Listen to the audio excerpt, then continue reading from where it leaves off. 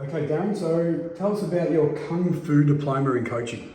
Okay, so for now to instruct in martial arts, you need to do a diploma in coaching, and that way helps you get your insurances.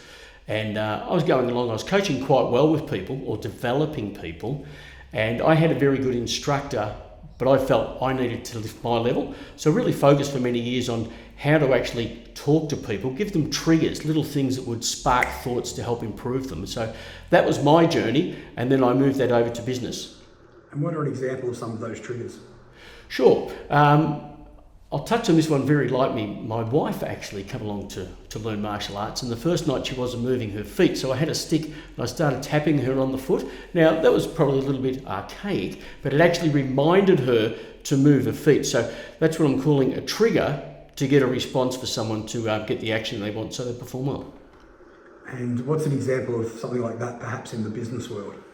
Okay, yeah, sure. So you have a business world. And I had a friend who was doing sales, and he found when he was actually selling to people, he was talking too much.